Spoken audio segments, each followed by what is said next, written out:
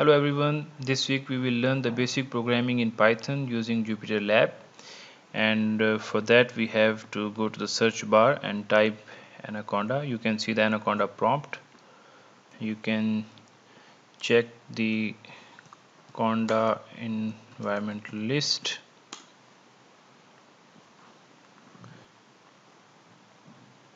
Yeah, that's just the basic Conda environment. There is no different environment, but depending on your computer you might have multiple different environment still. So to run Jupyter Lab we have to type Jupyter Lab and press enter.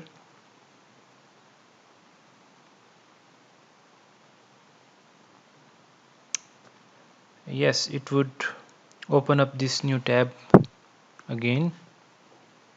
Close those tabs, and now you can have the default interface of the Jupyter Lab. So if you want to open another interface of this Jupyter Lab, just click on this plus option. You can see we will have another Jupyter Lab interface.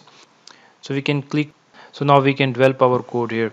So before going into this, so you can see the left tab. First we have this new launch option. I've already told you about this. So here we have the new folder option. So as soon as you click on this option, you can see that a new folder is created here, and you can assign any name to it.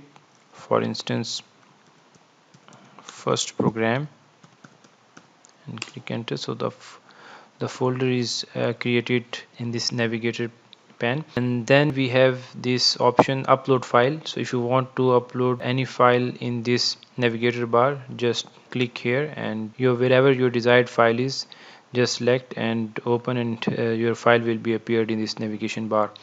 And if it is not appearing, just click on this refresh file list and it will refresh it as well. So you can also check any desired file, because you can see there are a number of files available. So if you want to check any of your desired file, just type its name and the desired file will be here. For instance, if I type 1-1 and click enter, so coming toward the tab in the Jupyter Lab, you can see the first option is to save your code, and then this plus option. If you click on this plus option, it will insert a cell below like this. And then if you want to cut or del any cell, you can select the cell and click on this option, and it will cut the selected cell, and this will copy your cell. And if you can also press C, and V is for the paste. You can only press V and it will paste the copied cell.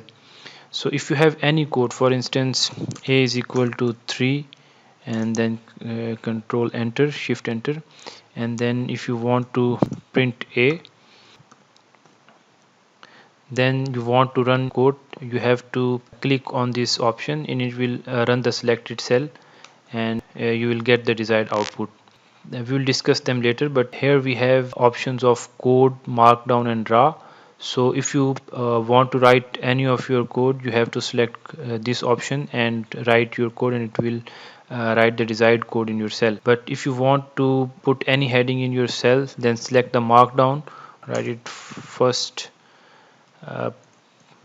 program in Python, and you can just click enter. You can see that this is not the code, this is just the any heading in your cell. Most of the time when we are writing a code, we have to select the code option.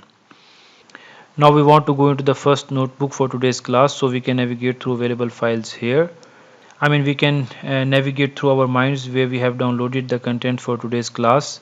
If you still haven't the notebooks, then you can download it from the links attached in the video description as well. Here we have two notebooks, 1-1 and 1-2. So first start with 1-1 and we open that up. So this is just introducing you to the Jupyter Lab, and it's basically a few words here: IPython, Jupyter Notebook and Jupyter Lab. These are just a way that we can run Python through a web browser, and it allows us to include code and visualization and equation narrative all in the same notebook. So you have got here a bunch of text, and then you have got some code that you can run. So you can run code and explain the code as you go. So it works well for this sort of workshop style class. Jupyter Lab is pretty much just a kind of further development on Jupyter Notebook that has a few more features. It's a bit more like a development environment, and we are just saying you can run Jupyter Lab from a terminal and it will open up in your browser. You can also specify which browser you want to open using this keyword. But going down to working with cells, the notebook are broken up into cells. Here is a code cell. So here is a code cell, and all these other ones are the text cells. But this each cell you can run using either control enter, which run the code and stay at the same cell, and you can even run the text cells because they are compiled. Codes that just gets marked up when you run it to make it look nice. So you can edit anything within the code cell. For instance, write your own stuff. You can run that code. It's whatever the text you put in there, it's printing that up now rather than hello world. So the cell types I mentioned, they were the text cells. They're also called the markdown cells. This cell is a markdown cell. You can see that up here. It's got markdown. We can change this to code as well, but and if we try to run that, it's going to produce an error because it's not actually a code. So you can see a syntax error. It's just to show you that you can change the cell type from that menu. I run that and it's back to the text again by converting it to the markdown, and if we run it again, now it's back to the text again. And there's a keyboard shortcut for that, escape Y or escape M. So if you just select the cell and press escape Y, it will convert the cell type to the code, and then if you just press escape M, it will again change it to the markdown. Moving cells, you can move cells around you. Just grab them on the left, and you can see you can grab it. You can see you can move it. So if you try to grab it on the right, it doesn't work. It's just asking to reorder the cell in ascending order.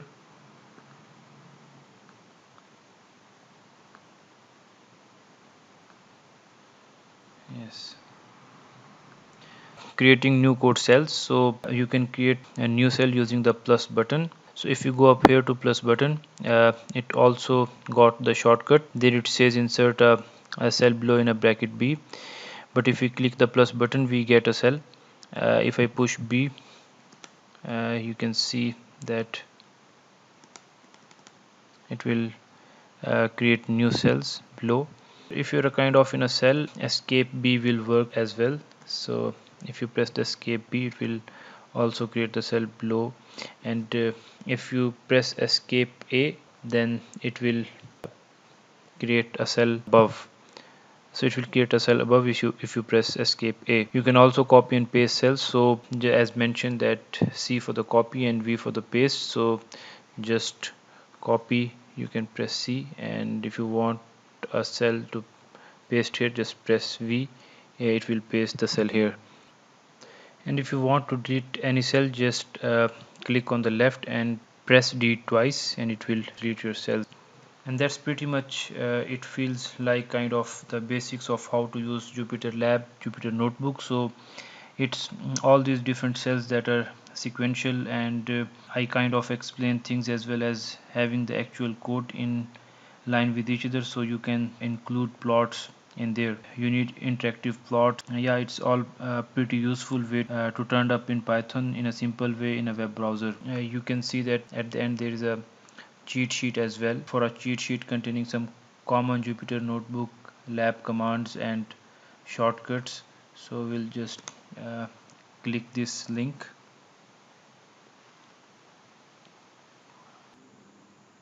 Yeah, I mentioned escape Y and escape M for code and markdown. Escape Y for changing cell to code. Escape M changing cell to markdown. You can see it's got escape B to create a cell below. Escape A for cells above. So it's got a whole bunch of different shortcuts for thing. So that's pretty much it for that particular notebook. Are there any questions before that I go into the next notebook? If you have any, then post them please in the comment section so I may respond. So in the next video we will learn the basics of the Python programming language, learn how to write simple code, how to comment in a code, different types of error, variable and data types, concatenate or combining strings, different operators, and then relevant first exercise for you to solve. So thank you for watching. See you in the next video.